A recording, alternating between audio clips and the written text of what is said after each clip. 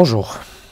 Alors, dans la vidéo d'aujourd'hui, je vais continuer ce que j'avais commencé dans la précédente vidéo où j'ai parlé de l'équation linéaire et la procédure pour résoudre des exercices de type, on va dire, verbaux, où vous avez beaucoup de textes et des données à l'intérieur. Et on va appliquer aujourd'hui cette procédure, un exemple sur le profit. Le profit, alors je vais d'abord essayer, avant de voir l'exercice, je vais vous faire un petit rappel ici de c'est quoi le profit et c'est quoi la fonction du profit, la fonction du coût et la fonction du revenu. Alors, tout simplement, le coût, hein, on va appeler ça CX, c'est une fonction. Alors, les trois, ce sont des fonctions linéaires. Alors, tout ça, c'est lié à des représentations des équations linéaires. Et donc, on va commencer avec l'équation des coûts. Alors, les coûts, il y a des coûts variables et des coûts fixes, en général. C'est comme ça qu'on voit l'équation des coûts. Mais on va... donc, bon, je vais faire ça, je vais écrire coût variable plus coût fixe. Alors, ce qu'il faut savoir, c'est que les coûts variables, ce sont des coûts qui dépendent, puisqu'ils sont variables, donc ils dépendent de du nombre de quantités vendues ou produites, en l'occurrence. Et donc, on va faire que coût variable, ça va être toujours dépendant de x. Et donc, vous aurez, et ça, c'est comme une sorte d'équation linéaire, parce que ça, c'est une ordonnée, hein, d'accord, ça, c'est, on va appeler ça B, d'accord. Et puis ça, il y aura x, quelque part ici, et il y aura mx, m pour pente, hein, pour simplifier. Et donc, voici une équation des coûts.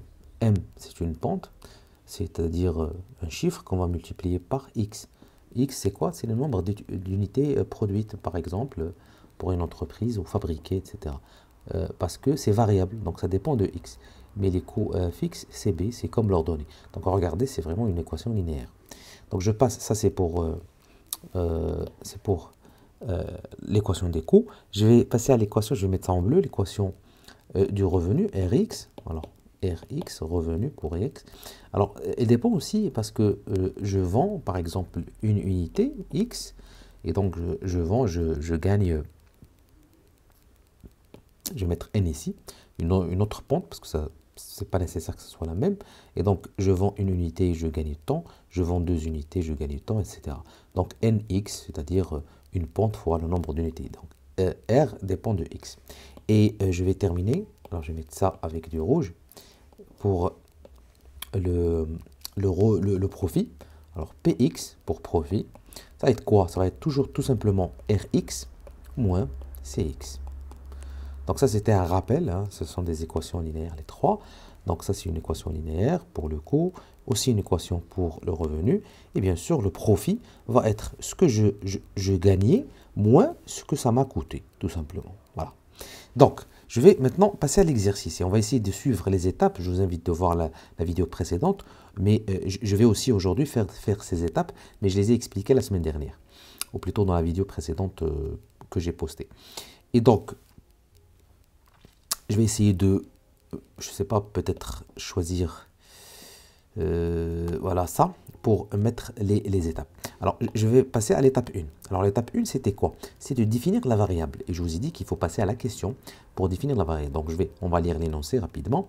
L'éditeur d'un nouveau livre chiffre les coûts fixes à 92 000 $. Donc, ça, c'est des coûts fixes. Hein, regardez, quelque part ici. Et si le livre et les coûts variables à 2,10 pour chaque livre vendu, produit. Si le livre est vendu au distributeur au prix 2, combien de livres doivent être vendus pour que l'éditeur atteigne le seuil de rentabilité? D'accord?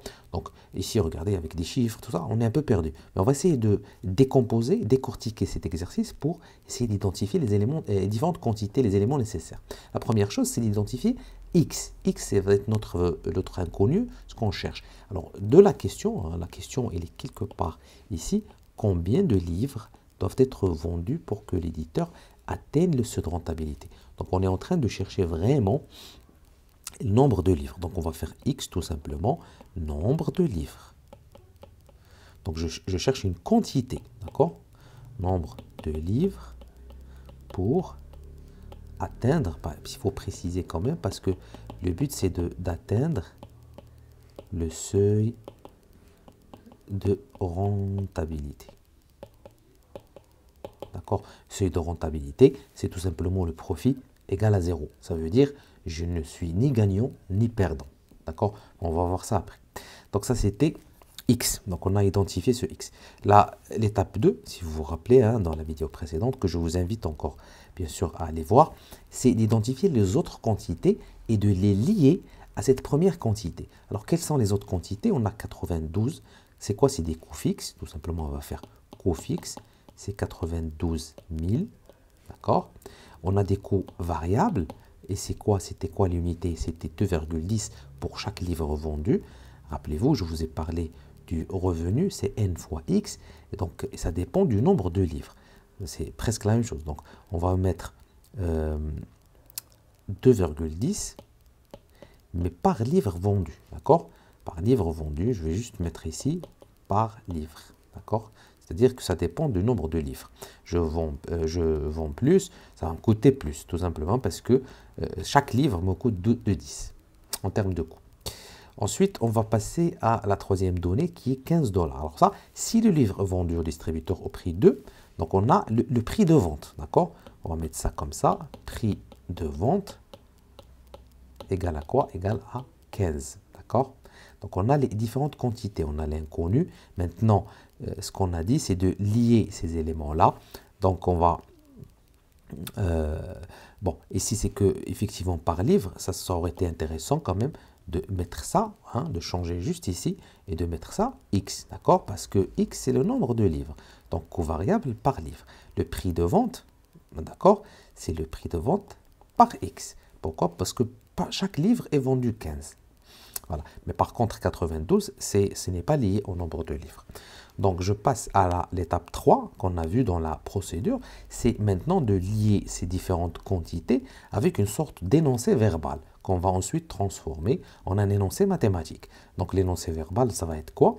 Ça va être X, bon, quelque part. X, c'est quoi? C'est le nombre de livres vendus. Donc, on va mettre ça, peut-être qu'on ne va pas le mettre directement, mais les coûts et les coûts, on doit les mettre quand même ensemble, n'est-ce pas? Donc, je vais essayer de mettre ça ici, coût fixe plus coût variable. Et donc, l'ensemble des coûts, regardez, tout à l'heure, je vous ai montré dans l'équation, ils sont ici, hein, ils sont quelque part par là. Et donc, on va essayer de mettre ça un moins, mais puisque ce sont deux quantités qui représentent la même chose, il ne faut pas oublier les parenthèses, d'accord? Le revenu, c'est quoi? Le revenu, je vends à combien? Combien je gagne? Je vends à 15, d'accord? Regardez ici, 15. Donc, on va mettre ici PV, parce que je n'ai pas assez d'espace. Peut-être que je pourrais quand même aller quelque part là et mettre 3 ici. Et donc, regardez le prix de vente, d'accord, n'est-ce pas? Prix de vente, mais X, d'accord, fois X, parce que on a dit que c'est 15 fois X. On va mettre d'abord ça comme une sorte d'énoncé verbal. Et donc, on a le revenu moins le coût égal à quoi? Égal au profit, d'accord? Le profit, ça va être quelque chose que je n'ai pas, parce que le profit, je ne peux pas le savoir. Donc, je vais juste écrire profit. C'est un inconnu aussi, c'est une donnée qui est inconnue. Et donc, profit égale à quoi? Le prix de vente fois X moins les coûts fixes plus les coûts variables, tout simplement. On a représenté cette équation de profit qu'on a vue tout à l'heure.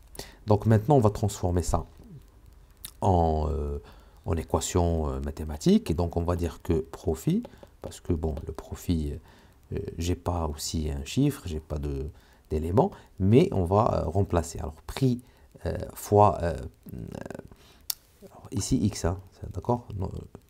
Le prix de vente fois X. Alors, j'ai 15, regardez ici, X. Hein, je remplace juste par ici. Et le coût fixe, j'ai 92. Et les coûts variables, c'est 2,10 X. D'accord? Voilà. Donc là, j'ai mon équation. Alors, 4, dans l'étape, c'était de résoudre cette équation. D'accord? Résoudre l'équation, le profit, c'est une inconnue aussi, hein, je l'ai dit tout à l'heure. Mais si je reviens un peu à la question, combien de livres doivent être vendus pour que l'éditeur atteigne le seuil de rentabilité? Je vous ai expliqué le seuil de rentabilité, ça veut dire vraiment le point de rencontre entre, si vous voulez, le nombre d'unités, enfin le coût, les coûts en général, et la rentabilité. Ça veut dire que je ne gagne pas d'argent, mais je ne perds pas d'argent. Et tout simplement ça va être quoi? Ça va être le profit égale 0. Voilà. Ou bien, je peux aussi noter ça différemment. Je peux dire que CX égale RX. D'accord? Les revenus sont égaux au coût. Ça, c'est la même chose parce que profit, c'est RX moins CX. Donc, ça revient au même. D'accord? Donc, ce qu'on va mettre, c'est qu'on va mettre, je remplace ici, et je vais mettre 0 égale à quoi? 15x moins 92 000 plus 2.10x. Et tout simplement, là, c'est facile. Je vais essayer de distribuer. Et on aura 0, c'est 15x moins 92 000 moins 2.10x. Et donc, on aura quelque chose comme... Alors, je vais essayer de calculer ça rapidement.